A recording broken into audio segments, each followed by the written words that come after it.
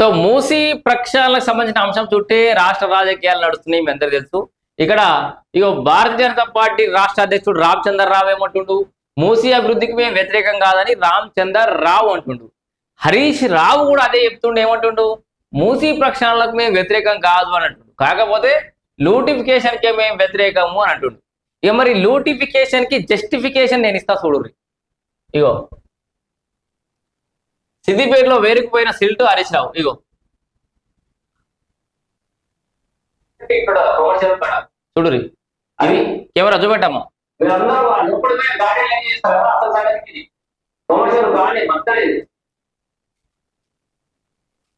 మొత్తం దేశానికి తలమానికం అభివృద్ధి ప్రదాత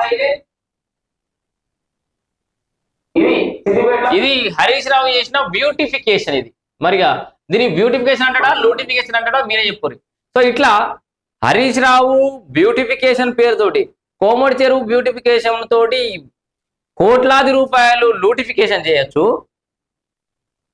నువ్వు మనం చేస్తేనేమో సంసారం, మంది చేస్తేనేమో అదా. ఇగో ప్రక్షాళన పేరుతో రేవంత్ పేదల ఇల్లు కూలుస్తున్నాడు. మీరు కూడా ఎన్ని ఇల్లు కూల్చిరు? 100,000 ఇల్లు కూల్చిరు మల్లన్న సాగర్లా. మీరా మాట్లాడేది? ఇక వీళ్ళకైతే మాట్లాడే అర్హత కూడా లేదు.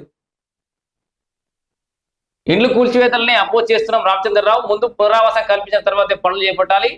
సీఎం పీపీటీకి మా పార్టీ అటెండ్ కావట్లేదని వెల్లడి. సో అటెండ్ కావాలి కదా, చూసి ఏమన్నా డౌట్ ఉంటే రేజ్ చేయాలి కదా.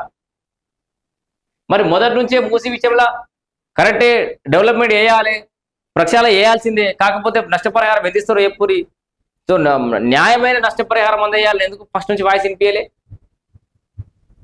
ఇక హరీష్ రావు ఏమంటుండు, మూసీ కోసం మాత్రం 1,50,000 కోట్లు దోపిడీకి తెరదీసిన ఆరోపణ. వీళ్ళు 100 కోట్ల రూపాయలు పెట్టారు విగ్రహాలకు, దానికి దీనికి. ఆయన ఎంత 60-70 కోట్లే అయితే గాంధీ విగ్రహానికి, అలాగే గాంధీ విగ్రహం పెట్టజాలని ఇంట్లోకి కూలుస్తలేము అని చెప్పేసి క్లియర్గా చెప్పిండు. వీళ్ళు ఏదో ఇష్టం వచ్చినట్టుగా ప్రచారం చేశారు. కానీ సో ఒక టూరిజం ఇప్పుడు అభివృద్ధి చెందిన చాలా దేశాలన్నీ దేని ద్వారా అభివృద్ధి చెందినాయి? టూరిజం వల్ల. దుబాయ్ కానీ, అమెరికా కానీ, ఇంకోటి కానీ టూరిజం ఎక్కడైతే బాగా పర్యాటకం వర్ధిల్తుందో అక్కడ ఆ దేశాలు అభివృద్ధి దిశలో ముందడిపోతాయి. మన హైదరాబాద్ కూడా అట్లాంటి అంటే స్కోప్ ఉంది, అట్లాంటి స్కోప్ ఉంది హైదరాబాద్కి. మూసీ నది ప్రక్షాళన చేస్తే ఇప్పుడు సబర్మతి రివర్ ఫ్రంట్ చేసి వీల్లేదు, ఇంకేదో రివర్ ఫ్రంట్ దేశంలో మిగతా రాష్ట్రాలలో రివర్ ఫ్రంట్లు చేయొచ్చు, దానికి వీళ్ళు సపోర్ట్ చేస్తారు. మన హైదరాబాద్లో మాత్రం మూసీ కంపు అట్లే కొట్టాలి. అక్కడ అభివృద్ధి చేస్తే, అక్కడ బ్యూటిఫికేషన్ జరిగితే, పర్యాటకం రంగం పెరిగితే, విదేశీ కరెన్సీ మన రాష్ట్రంలో ఖర్చు పెట్టబడితే, ఆ మనీ ఇక్కడ కరెన్సీ ఖర్చు అయితే మన రాష్ట్రం కొంత అంటే లైఫ్ టైం ఇన్కమ్ అనేది జనరేట్ అవుతుంది ఈ పర్యాటకం ద్వారా. కొన్ని మనం ఆలోచిస్తాం, ఇన్ని 100 కోట్లతోటి బడి కట్టచ్చు, గుడి కట్టచ్చు, అవి కట్టేది అవి కడితేనే ఉండొచ్చు. ఇప్పుడు వాళ్ళు ఎంత మొట్టికాయలు వేసినా ఒక్కటిసారి అన్ని బడులు కట్టుకుంటూ పోయే పరిస్థితులు ఉన్నారా? అన్ని సమానంగా పర్యాటకం కానీ, విద్య కానీ, వైద్యం కానీ అన్ని బ్యాలెన్స్గా ముందుకు పోవాల్సిందే. నువ్వు ఏదో ఒక రంగాన్ని ముందుకు లేపుతా అంటే ఇంకో రంగం మండ పెడతా అంటే అందరం ఆగమైపోతాం. ఇంకేమంటే నేనే ఫిరాయింపులపై రాహుల్ స్టాండ్ ఏమిటో చెప్పాలి, రాజ్యాంగాన్ని పరిరక్షిస్తామంటూ రాహుల్ గాంధీ అటు పార్లమెంట్లో ఇటు బహిరంగ సభలో చెప్పారని, 2024 ఎన్నికల మేనిఫెస్టోలో ఫిరాయింపుల చట్టాన్ని పటిష్టం చేస్తామని చెప్పారని, కానీ రాష్ట్రంలో కాంగ్రెస్ పాలన అందరికి విరుద్ధంగా నడుస్తుందని చెప్తుండు. ఫిరాయింపుల గురించి మీరే మాట్లాడాలి, హరీష్ రావే మాట్లాడాలి. పందుల్ని, కుక్కల్ని, నక్కల్ని కొన్నాడు ఓన్లే మీరు కాంగ్రెస్ ఎమ్మెల్యేని. బలంగా, చాలా బలంగా మీ పార్టీ ఉన్నప్పుడు అధికారంలోకి వచ్చినప్పుడు కూడా ఇష్టం వచ్చినట్టుగా రాజకీయ పునరేకీకరణ పేరు పెట్టుకున్నది మీరు.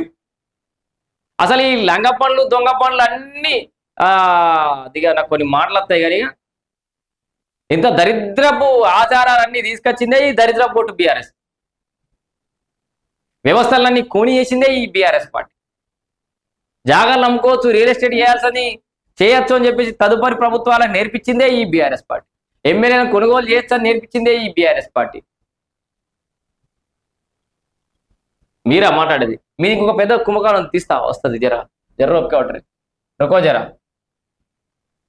మిగతా ఈయన గురించి ఏం మాట్లాడతాం. కానీ రాహుల్ వేర్పరికే అర్హత హరీష్ రావుకు లేదు, శాంతి భద్రతలు దిగజారని అని చెప్పేసి కేటీఆర్ అంటుడు. ఈయనకి ఏమైందో శాంతి భద్రత అట. ఏమో దిగజారిని అట కేటీఆర్ కు అదేందో చూసుకోరు మరి పాపం.